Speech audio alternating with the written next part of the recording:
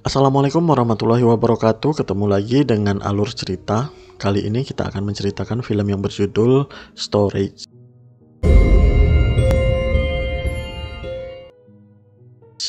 Suatu malam, seorang pemuda bernama Jimmy terlihat sedang menonton film di bioskop bersama seorang ayahnya. Setelah film selesai, mereka pun pulang sambil berdebat mengenai film yang mereka tonton. Sang ayah bertanya kenapa Jimmy malah tertawa-tawa setelah menonton film tentang psikopat. Jimmy pun menjawab, kenapa harus takut, itu kan hanya sebuah film. Tak lama kemudian datang seorang perampok yang mengancam mereka untuk menyerahkan uang. Si ayah yang jatuh bangkrut mencoba menjelaskan kalau ia tidak memiliki banyak uang. Dan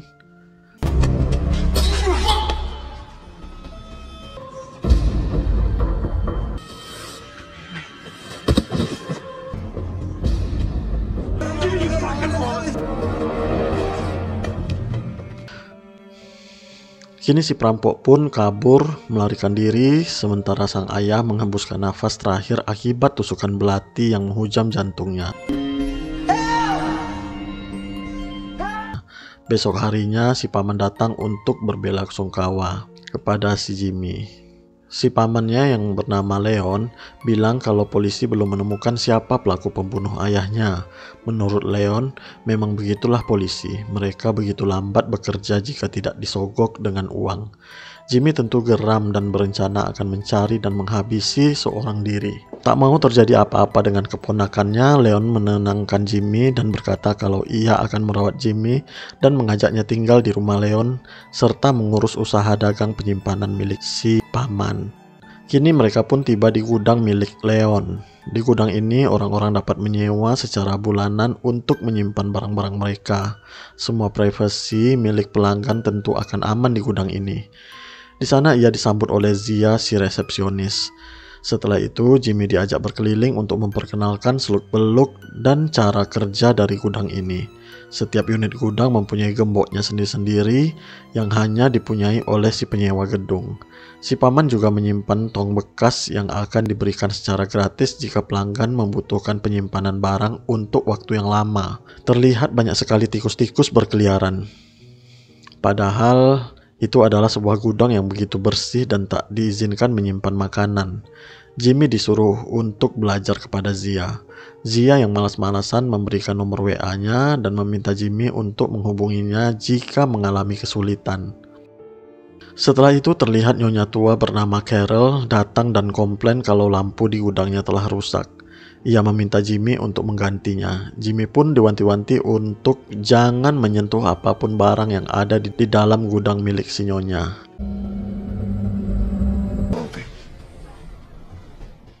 Tak lupa dengan pesan Carol, Jimmy bergegas mengganti lampu dan menukarnya dengan lampu yang baru dengan menaiki drum bekas. Ia sangat terkejut melihat barang-barang antik dan mewah milik Carol. Tak mau berlama-lama di sana, Jimmy bergegas keluar dan mengunci kembali gudang tersebut. Namun terdengar suara seorang yang terlihat sangat depresi. Penasaran, ia pun mencari tahu sumber dari suara tersebut. Dengan mengintip perlahan-lahan, Jimmy melihat seorang pria aneh yang terlihat sedang tertekan. Pria bernama Prancis itu menyembunyikan sebuah pistol di dalam kantong kresek. Sayangnya Jimmy yang ceroboh pun ketahuan dan dimaki-makilah dia oleh si pria aneh tersebut. Prancis tentu marah-marah karena itu adalah sebuah privasi baginya. Prancis telah membayar mahal untuk menyewa gedung ini. Dan Jimmy malah seenak jidatnya memata-matai. Ia mengancam akan mematahkan leher Jimmy jika berani macam-macam dengan barang-barangnya. Tak lama kemudian Jimmy memberitahu Leon kalau Prancis menyimpan senjata di gudang.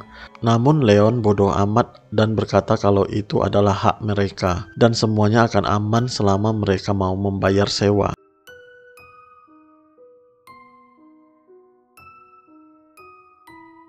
Keesokan harinya, Leon terlihat sibuk membersihkan tikus-tikus di dalam gudang. Sementara Jimmy menceritakan tentang Prancis dan meminta Zia untuk mengajarinya melihat arsip rekaman CCTV tentang pria tersebut. Di sana mereka melihat rekaman di mana Prancis nampak keluar dari gudang membawa kotak dan mengambil sebuah tong yang tentu membuat Jimmy semakin penasaran dengan apa yang telah dilakukan oleh Prancis. Ditambah lagi suatu malam Jimmy bermimpi buruk di mana ia melihat Prancis sedang memasukkan sesuatu di dalam drum.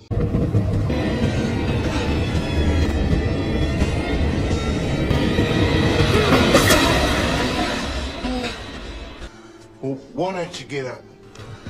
You were lost? Kini mereka kembali bekerja seperti biasa. Leon mengajak Jimmy untuk membongkar gudang seseorang bernama Stuart yang telah ditinggalkan karena sudah melewati batas waktu dan tidak lagi membayar uang sewa. Sesuai peraturan, gudang itu akan dikosongkan dan barang-barang di dalamnya akan dibakar. Jimmy bertanya, bagaimana jika kita menemukan sesuatu yang mencurigakan? Apakah akan melapor kepada polisi? Leon dengan kesal mengatakan kalau ia tidak mau berurusan dengan polisi. Karena terakhir kali ia berurusan dengan polisi, ia disuruh membayar ini itu yang tentu sungguh membuatnya muak. Tanpa sengaja, Jimmy menemukan ratusan foto anak-anak yang disiksa bersama dengan foto pria dewasa. Yang tak lain dan tak bukan adalah Stuart, si penyewa unit gudang tersebut. Dan Leon bilang kalau Stuart sudah lama menghilang selama 6 bulan tanpa membayar sewa. Melihat itu, Jimmy menyuruhnya lapor polisi. Namun Leon membantah kalau mereka lapor polisi, maka usaha dagangnya akan ditutup selamanya oleh pemerintah karena dinilai buruk. Setelah itu, mereka menghancurkan semua barang-barang itu dan membakarnya.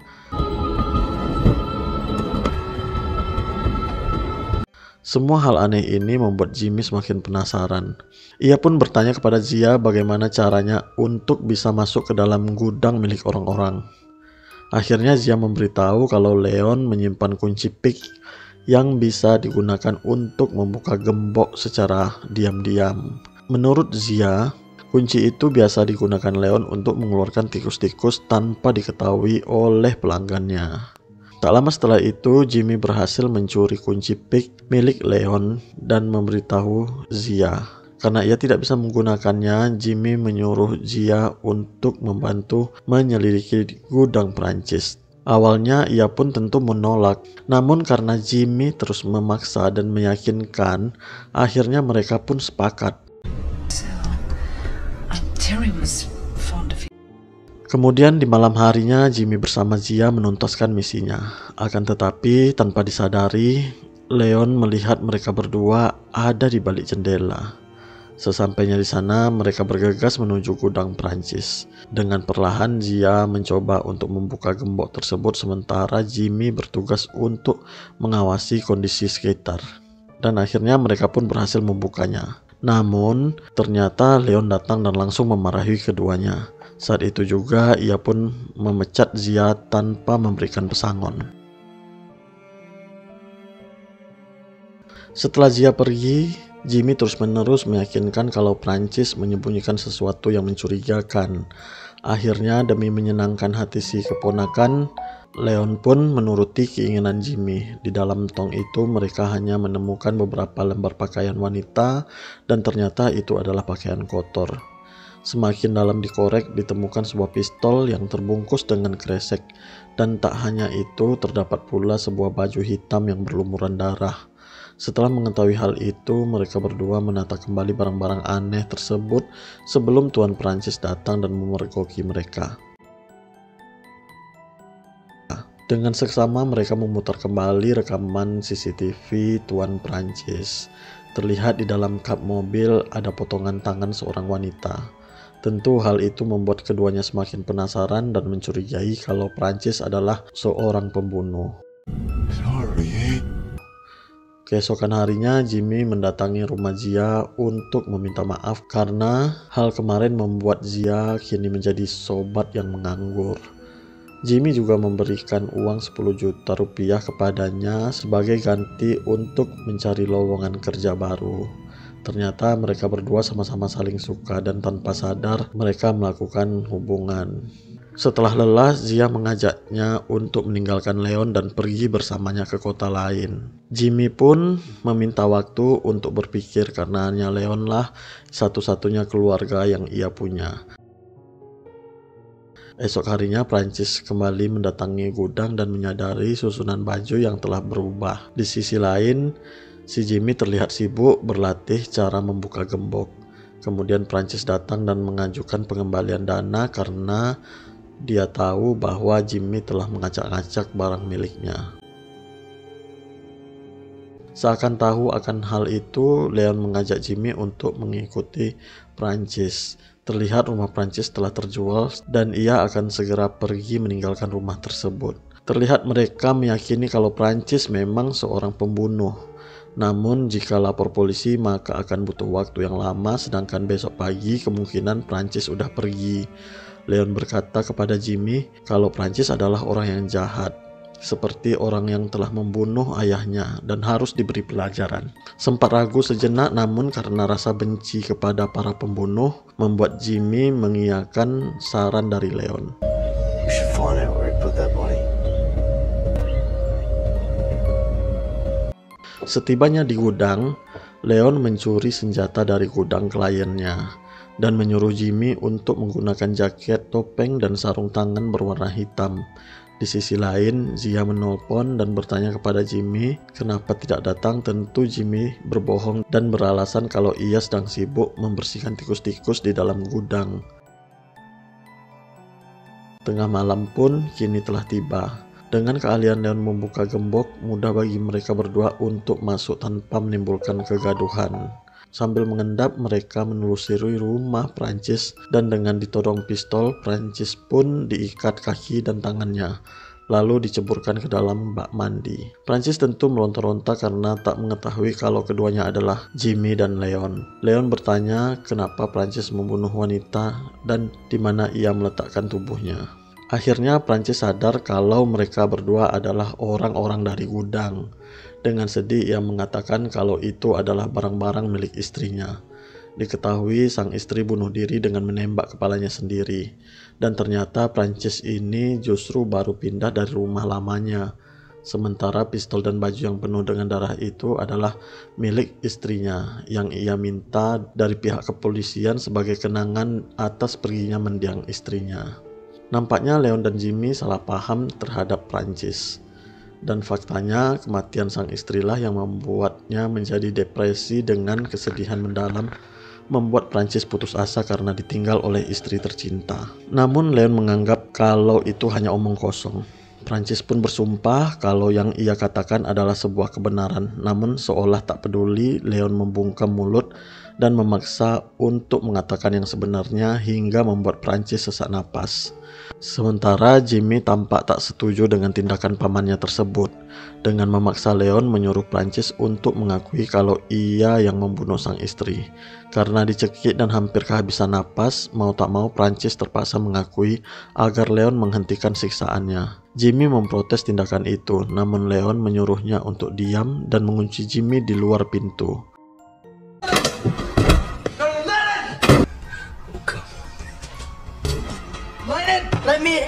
Prancis dipaksa untuk mengatakan kalau ia sedang pergi keluar kota kepada keluarganya, tak usah mencari karena dia tidak akan kembali. Suara Prancis itu direkam oleh Leon agar setelah Prancis hilang, pesan itu akan dibaca polisi dan menganggap Prancisnya pergi dan tak akan ada yang mencarinya. Setelah itu, bak seorang psikopat gila, Leon membungkus kepala Prancis dan menghujaminya dengan palu.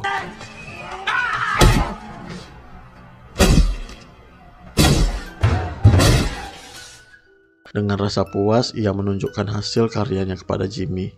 Jimmy hanya tertegun dan tak bisa berkata apa-apa. Sementara itu Leon pergi mencari berkas kepolisian milik Prancis. Ternyata berkas itu mengatakan kalau istri Prancis memang benar-benar bunuh diri. Berkas itu pun ia ambil dan ia sembunyikan tanpa pengetahuan Jimmy. Tak lupa ia mengambil dompet serta kunci mobil milik Prancis. Setelah itu ia memutar rekaman suara dan merekam ulang menggunakan ponsel milik Prancis, lalu meninggalkannya di kamar tersebut.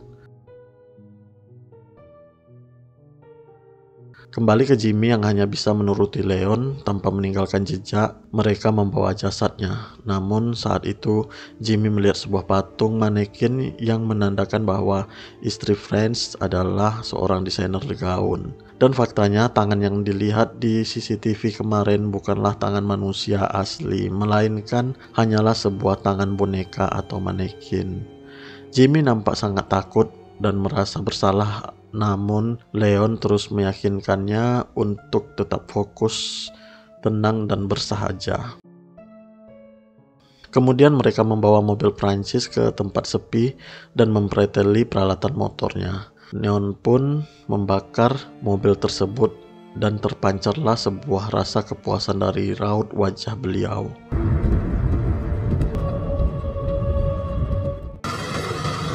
Setelah itu mereka pun kembali ke gudang. Leon mematikan semua CCTV dan membawa mayat Prancis ke gudang rahasia miliknya. Jimmy sangat terkejut melihat gudang itu penuh dengan peralatan tukang seperti gergaji, palu, golok, dan kawan-kawannya. Ia juga melihat jerigen air keras yang akan digunakan untuk melenyapkan tubuh Prancis.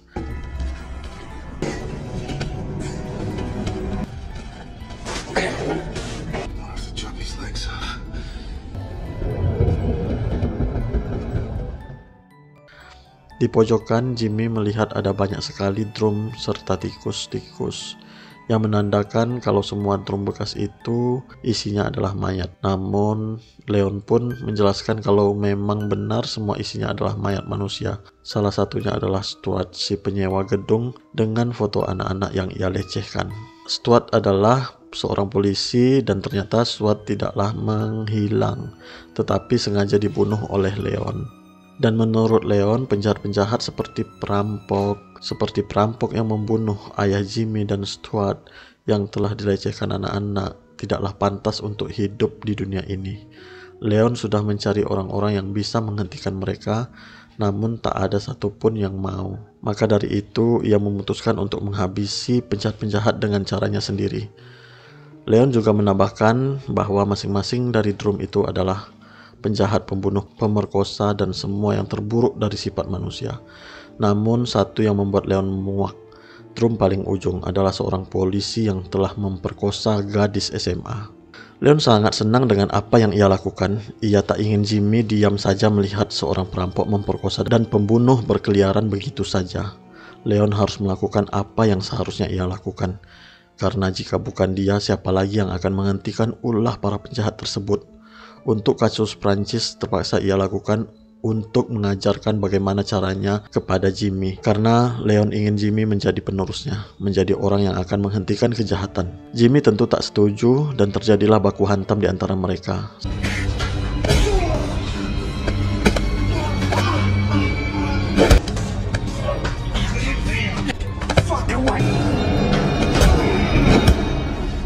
Setelah terbangun, terlihat Jimmy tengah dikurung oleh Leon. Jimmy berkata kalau Leon tak seharusnya membunuh Prancis. Prancis bukanlah orang yang jahat, namun Leon menampiknya dan kembali mengatakan kalau Prancis memang membunuh istrinya. Ia menambahkan kalau Jimmy berhutang kepada Leon, di mana ketika Jimmy ditinggalkan sang ayah, hanya Leonlah yang ada di sampingnya, memberinya tempat tinggal dan pekerjaan.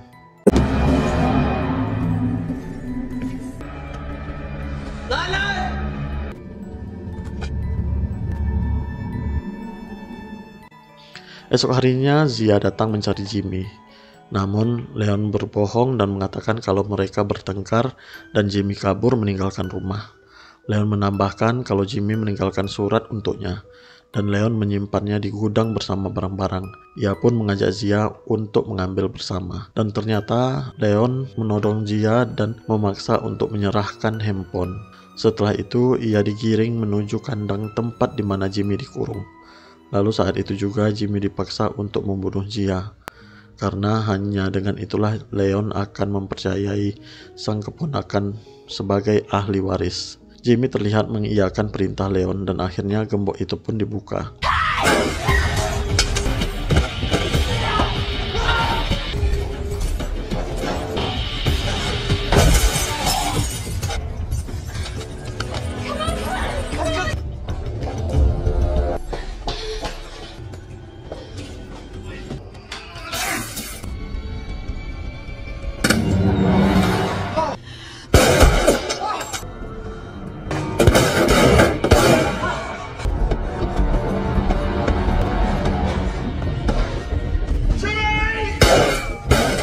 Jimmy memasuki sebuah gudang yang isinya adalah peralatan bengkel.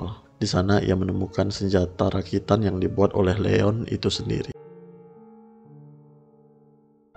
Ia pun bersembunyi dan berhasil mendudukkan senjata itu ke kepala Leon.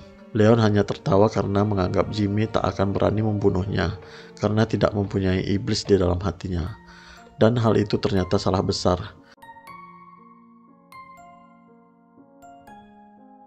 Ya, siapa sangka kini Jimmy tega membunuh pamannya sendiri. Dengan menangis dalam kesepiannya, mencoba menguatkan hati dan mental. Kini Jimmy memasukkan mayat sang paman ke dalam drum, sama persis dengan apa yang telah diajarkan oleh pamannya tersebut. Di mana hal itu menandakan kalau Jimmy bersedia mewarisi gudang itu lalu meneruskan kiprah Leon sebagai seorang psikopat pembasmi para penjahat. Dan kisah pun berakhir.